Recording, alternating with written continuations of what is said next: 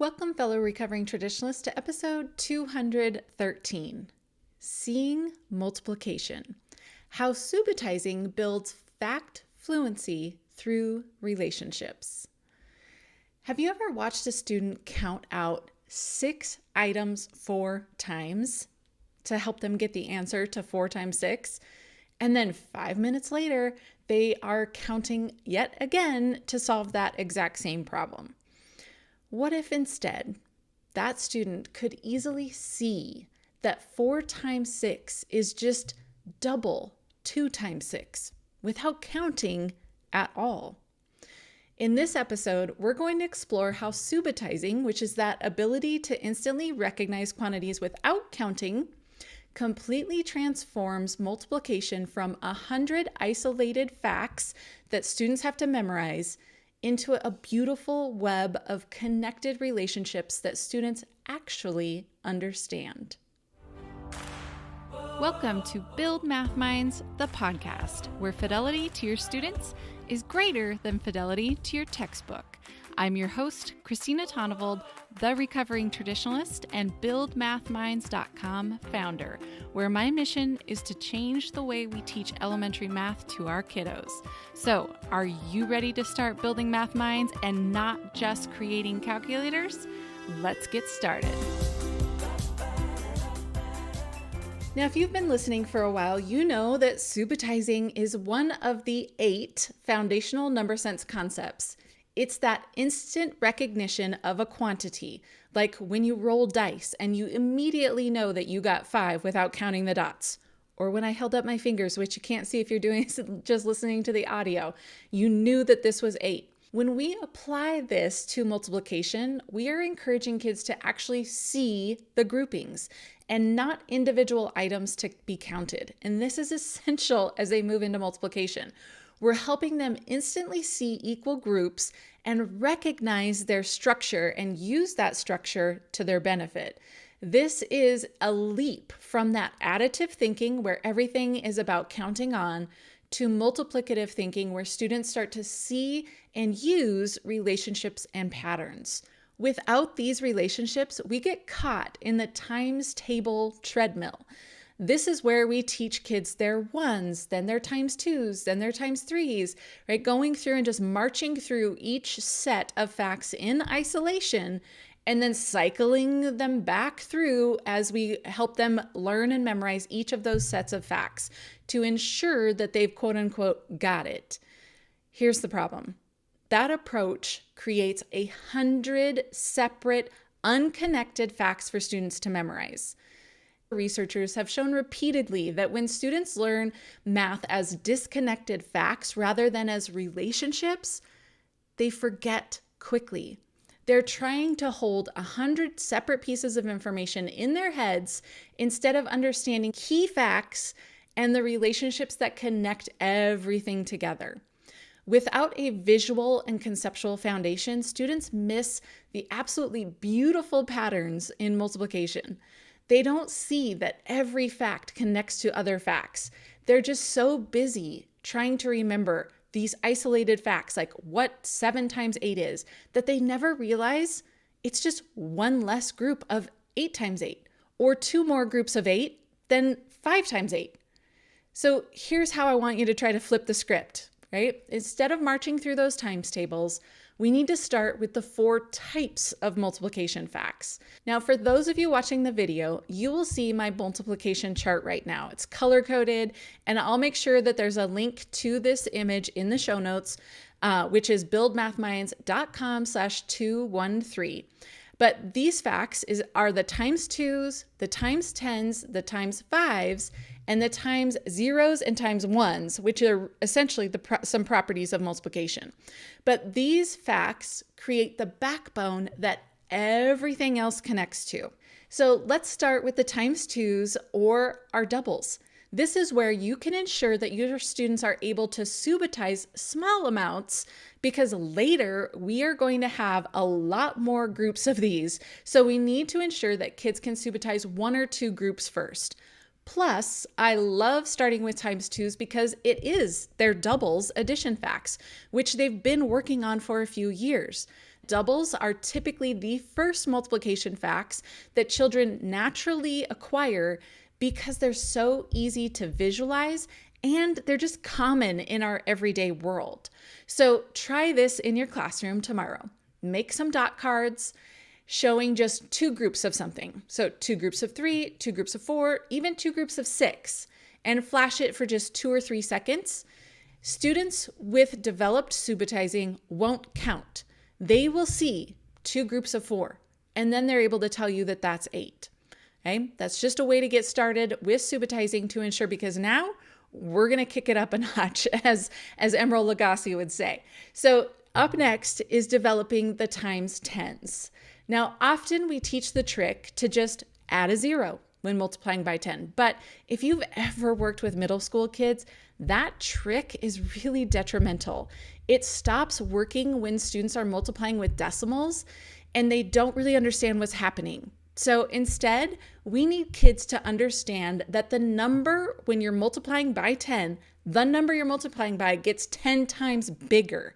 And essentially what that does is it moves it over into the next place value spot.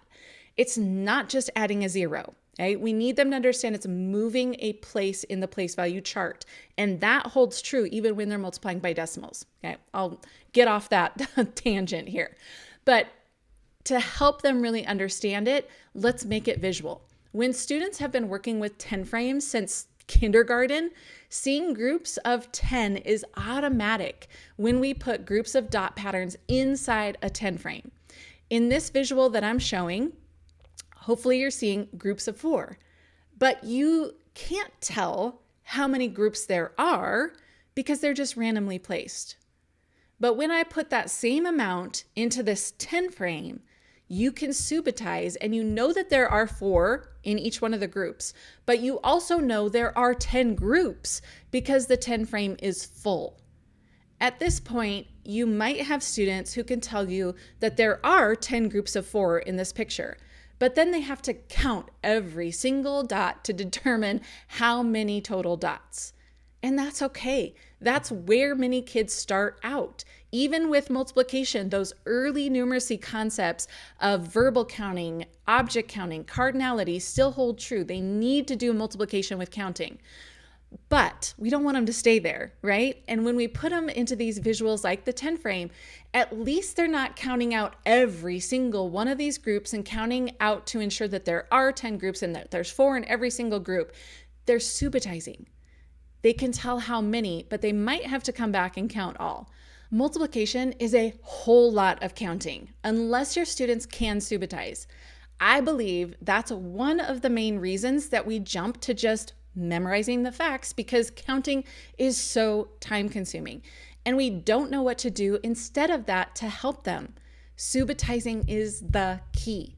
So after we work on times tens, I like to work on the times 5 facts. 5s are easy for kids to count by, but also you can connect how having 5 groups of something relates to having 10 groups of something. And because 5 and 10 are those benchmark numbers, once they have times 2, times 10, times 5, they can figure out all the other facts. So the last type of fact that's in this chart is the times zeros and times ones. Now these are properties of multiplication because anything times 0 is 0 and anything times 1 is that number, right? It's self. I hate that phrase. I don't know why. But these are the properties, and we need kids to understand them, but they're really hard for kids to wrap their brains around right off the bat when they're trying to just develop their understanding of multiplication. So I like to wait on these until they get a sense of what multiplication means through the work that we do on developing times 2s, times 10s, and times 5s. Now, here's where it gets really interesting, okay? Once kids own these 4 types of facts, everything else around multiplication is just one step away. The times 4s facts, well, that's just taking the times 2 and doubling it. You could show students 4 times 6 as dots, and they might hopefully see 2 groups of 6, that's 12, and then double it to make 24. They are subitizing at each step, not counting one by one by one. The times 3 facts, That one's sometimes difficult for kids, but that's just one more group of whatever you have when you times by 2, right? When you show 3 times 7 with dots, students can subitize and say, oh, I see 2 7s is 14, so 3 7s is just one more 7, and that's 21. They're using what Carpenter et al. Called derived facts through their work of cognitively guided instruction. They are building unknown facts from known facts through the relationships that they're seeing. So let's talk about this visual progression, because we can't stay with just these 10 frames forever. I love showing multiplication in 10 frames, but honestly, it's kind of limiting. It's really cool, but it is limiting.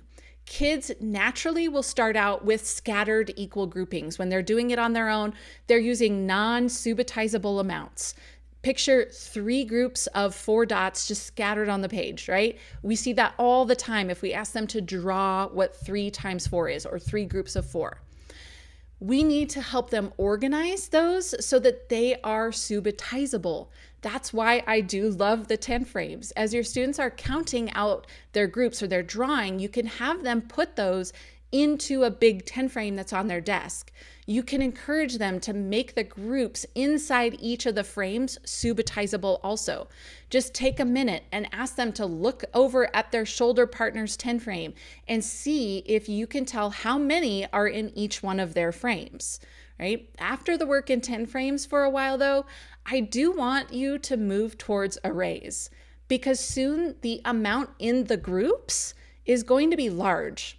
Too large to just subitize, but we can help them subitize by changing up the colors that we use. So if you have a 3 by 4 array, right, we can still see 3 and 4. That's subitizable. The rows and columns are easy for us to tell how many's in there because we can subitize. But if we have anything larger, kids and even adults will start to count again unless we help them see groups with coloring. If your students have used Rec and Recs in the early grades, they're familiar with the idea of colors changing once there is 5 of something. You can do this with even connecting cubes if you don't have Rec and Recs. Once there's 5 in a line with your connecting cubes, switch the color of the counters. And then when we line these up in an array format, it's now subitizable. Right? The area or array model is really essential to help kids understand the commutative property. When students can mentally rotate and reorganize those quantities, they start to understand that 3 groups of 4 and 4 groups of 3 are the same because they can see it. Not just because someone tells them that, hey, that's the commutative property, you need to know it, right? It's easier to see with arrays or area models because they can just rotate it. And it's harder to do when the only visual that they have are equal groups. It's hard to move those around and make sense of that change in the groups and the size of the groups.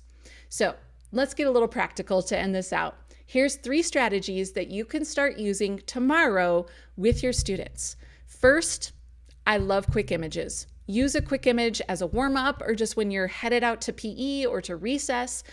You just flash arrays up on your screen or an image in the 10 frame, right? Whatever image you want to use, and just have it up there for 2, maybe 3 seconds, and then have it disappear. And I don't care what you use, but I would encourage you to start with something from the 4 types of facts, that color-coded chart that I've shown here, right? Do something that is a ×2 or a ×5 or a ×10, right? Because those are the ones we need to make sure they're really solid in.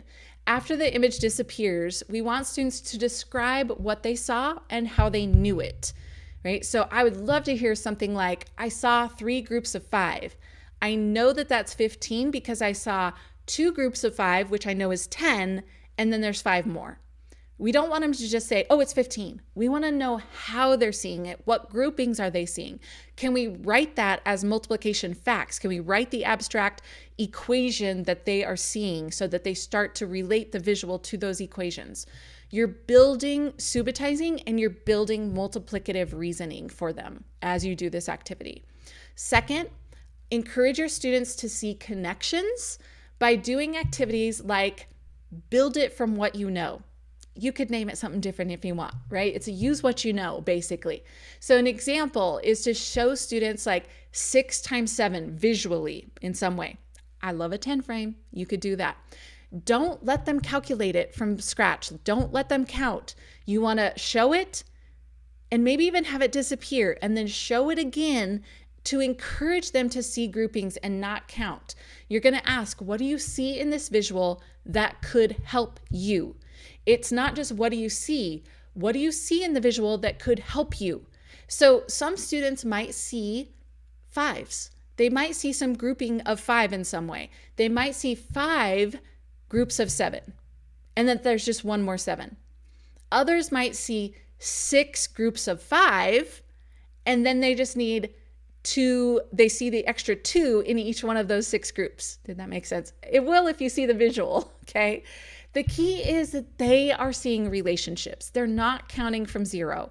And it's key of what they see, not what we want them to see. What do they see in those visuals? What relationships are they seeing? Okay, another one to do, which I've mentioned, is to use the color coding with your visuals that aren't easily subitizable.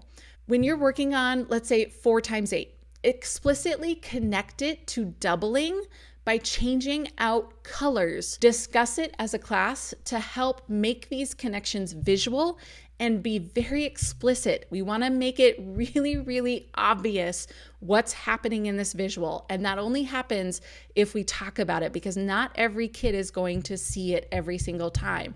But we need to have those discussions as a class to ensure that they do. All right. Now, if you didn't notice through our discussion in this episode, I want to explicitly point it out.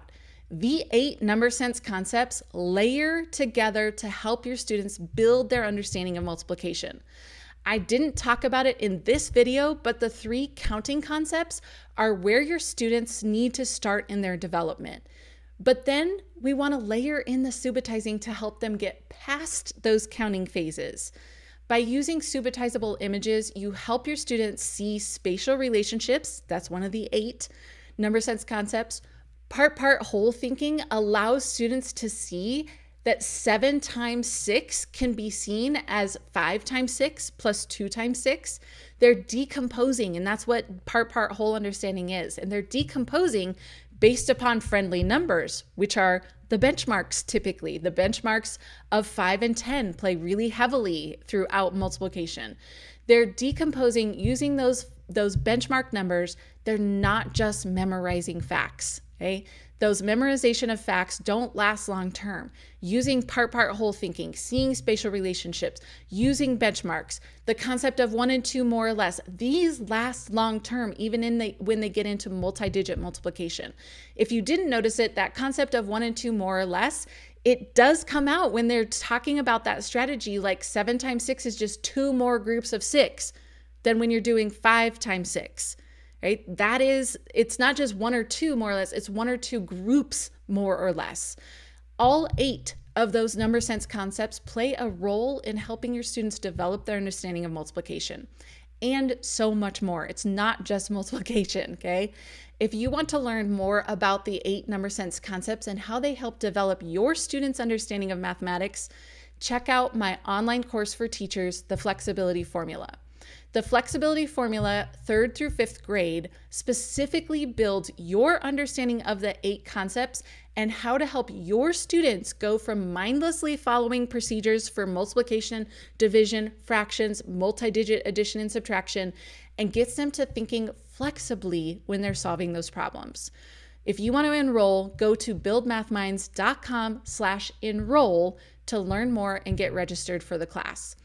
But whether or not you do the online course, please, please, please start using subitizing to help your students understand multiplication. That way, you are not asking students to just memorize 100 isolated facts. You're helping them develop the 4 types of facts and the key relationships that connect everything else together. They understand that 8 times 7 is related to 8 times 5. And it's even related to 10 times 7.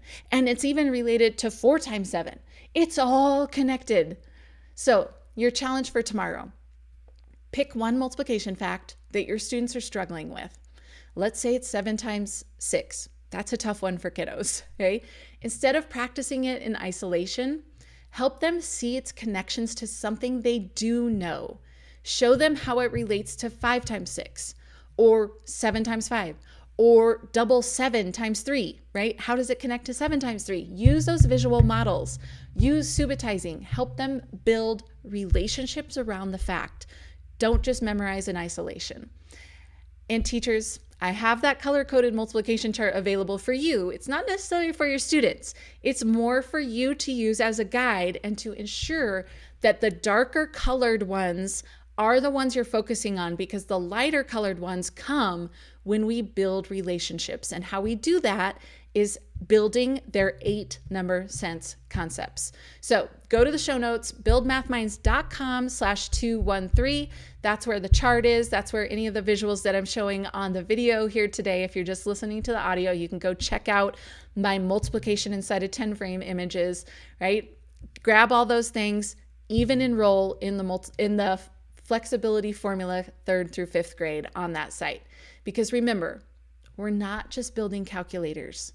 We're building mathematical thinkers who see patterns, understand relationships, and find the beauty in the structure of mathematics. When multiplication becomes about relationships instead of memorization, everything changes for your students. All right, my fellow recovering traditionalists, I hope that this helped build your math mind so you can build the math minds of your students.